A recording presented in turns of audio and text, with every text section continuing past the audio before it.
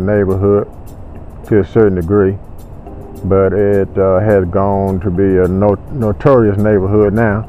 But God has been extremely good to me during these years, and I have been able to perform quite a few feats in the city of Columbus. I went to high school, elementary school, junior high school in Columbus, Georgia. I went to the old Claflin School, which has gotten to be a historical site. I went to the old Spencer High School on 10th Avenue. Then I graduated in 1958, Spencer High School. I then went to school in Nashville, Tennessee A&I State University, where I majored in agronomy and horticulture. I had 5 years stay in the fields of horticulture and agronomy. And after graduation, I came back to Columbus to kind of look after my ailing parents. That was my goal. We had turned down previous goal to go to Africa to do work in horticulture and agriculture, but my parents were old, and so I came back basically to kind of look after them. But I ended up finding my root in Columbus and got into business for myself. I have been very successful. I was successful in several businesses. I was in the landscaping business, and we did quite a few projects in the Columbus area that are landmarks, and we did quite a few projects in the southeast United States that are landmarks. We worked at different projects, governmental and residential projects all over the southeastern United States. I was owner and operator of a nursery, Ford and Sons Nursery, where we in South Columbus, where we sold plants and catered to the lawn and garden needs of the people of South Columbus. We stayed in that business for a period of about 10 years, and our landscaping business grew to a magnitude where we had basically at one time we were employing about 26 people. Some of the projects that we did in Columbus were the bypass. We did work on the Columbus bypass. We did the J.R. we landscaped the J.R. Allen Parkway, which consists of about 39,000 pieces, which still stand in force. We did double churches in 185. We did veterans in 185. We did the lower end of 4th Avenue as it was at that particular time.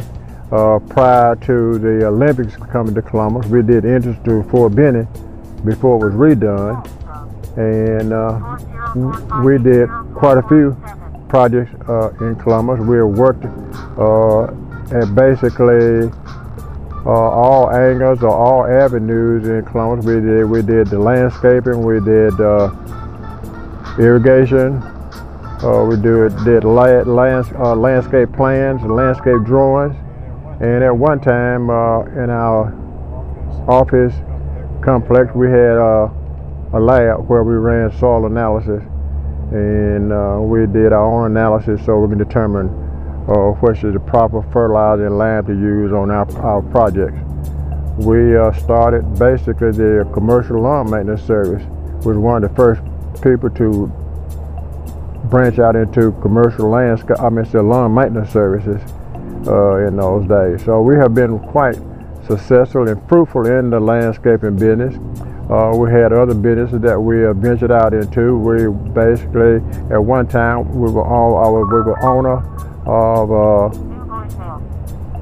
was owner of a nail salon, a beauty salon, and we had an African art boutique. We had three locations in Columbus where we delved in that for 4 or 5 years, and so it was a thing that we kind of did, and I did with my sons, and of course they outgrew it, and so we kind of got out of it, and then we stayed in the landscape business. Then we got into remodeling houses, which I have been doing for a period of time. We remodeled houses, and we flipped houses back with some of my constituents that was very instrumental in me being successful. They kind of backed me and stood by me at times when I needed financial help. And I got one real good friend that we've been really good friends, and he have really helped me in acquiring jobs financially and in other ways. And Robert G. Whitten and Kenny Funderburk. They were really always in my corner, and it turned out to be a venture that was very successful to everybody that was involved. So I've been blessed in a lot of areas, and I think I still am. I am probably about as, I guess, gainful and helpful as I can be at age 78. I still can get around. We still can go to work every day, and we do things that we did. Some of the things we did several years ago, we're still doing them. Remodeling houses, we're doing some landscape, we're doing some drawings, and we have been instrumental in completing projects even in my later years. I don't know when I'm going to stop. I think one day I'm going to wake up and I won't have no choice, but until that day comes, I'm going to be perfectly content and perfectly satisfied.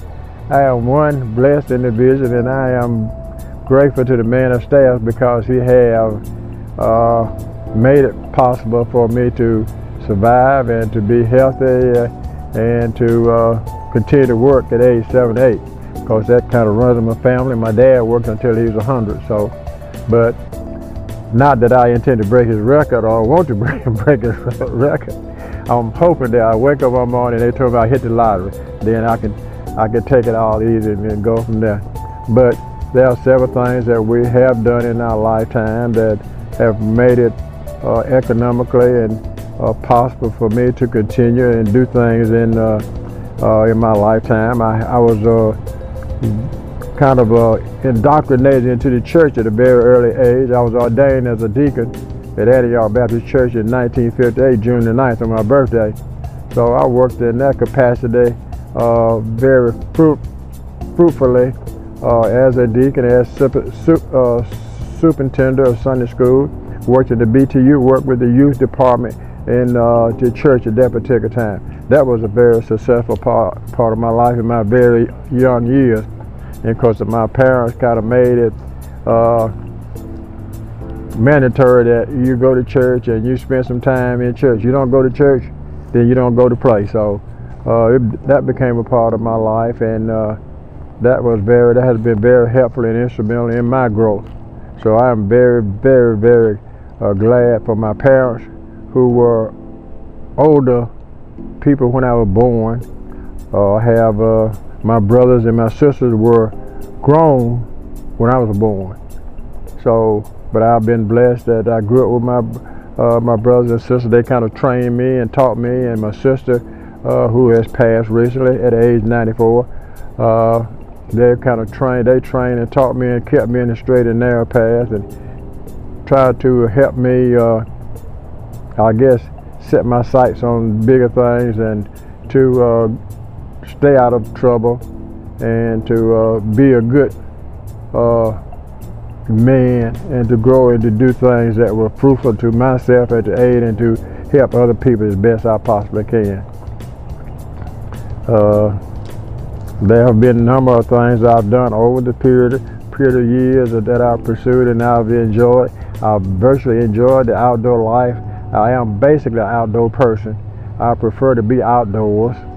I taught school for a short period of time, and I enjoyed it, but I still enjoy being outside, and I still enjoy being outside. I prefer being outside to inside, and the things I think that keep me most motivated is to be outside. And those I like those particular things, and they keep me happy, they keep me going, and keep me inspiring through the years. Now that I've grown up, and I liked the outdoors when I was small, I'm grown now. I still like the outdoors, and I'm past grown. I still like the outdoors. So I'm really just elated that I have this opportunity to do this thing, and to let people know basically who I am, what I've done, and some of the things that I've accomplished, which I'm real proud of. And I hope that somebody I have encouraged some people. I know there's a lot of people that have gotten started in the businesses, and I hope that before I leave this earth, I hope I inspire other people to do things and to become financial gainful and fruitful, and be perfect and fruitful young men and women in their life. So I guess, for some reason, the man upstairs is keeping me around longer than I anticipated, because I think there's a few more things that I got to do to help somebody to get over the ruts in their life. I've had a lot of people in my life, in my growing up, especially in East Highland, in my small years, always point the finger or kind of led me in the right direction. So I had a lot of people to help me to be a man that is worthy of being a man. And I had parents that were worthy of making me to be that type of individual that I should have been, or would like to be, or that I am, I think. So I'm grateful to be here today. I'm grateful just to be in the midst of making this movies, and hopefully that a lot of people will see it, and I hope that I can encourage some other people to be the best that you are. And there's no such thing as I can't, because you can do anything that you want to do if you set your mind to it. If you say can't, then you put a blockade in your mind. The blockade is not there. So if you put these blockades there, then they'll keep you from doing things. You don't know what you're capable of, or because you don't know what your brain capacity is. And sometimes you say, I can't do it, but you get out and you say, well, I didn't know that I can do that. Sometimes my grandkids say, well, I can't do this. Then I say, yes, you can. Then the next thing I know, they have accomplished their feat and become superior in the areas that they said they couldn't do. So I'm real proud of the things that, some of the things I've done, or some of the things that I've helped other people to achieve. In my lifetime, I don't profess to be the nicest guy in the world, because I am not. But I'm not the worst guy in the world.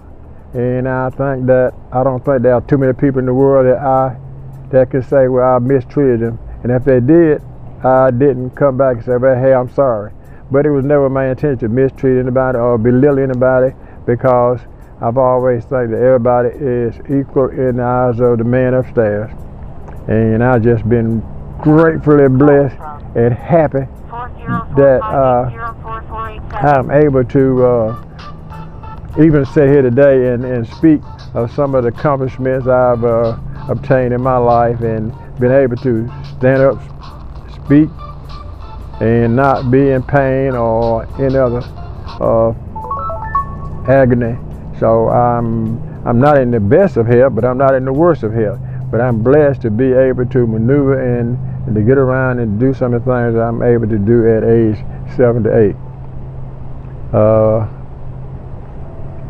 I can go on and on and on and on and say about things that I have done or have wanted to do, but I think that I've accomplished some things that I can be worthy of, and I think I have acquired some friends and developed friendships that have lingered on for a period of time. I have some friends that we've been together as classmates and friends ever since 1954. We were in the same homeroom in high school. We were roommates in college at Tennessee State, and we're still close. Some of us are still close. I have one friend in particular. We have been friends ever since 1946. We're still good friends, and she is Judy and we communicate, and I just talked to her at our 60-year class reunion. So I have made some everlasting friends, some friends for a long time, and hopefully I'll be around to make some more friends. I don't know how much longer I'm going to be speaking in front of the camera at this particular point, and maybe we're going to move on to some other aspects of the subject, and I can express some of my desires and some of my things, some of the things that I plan to do or would like to do.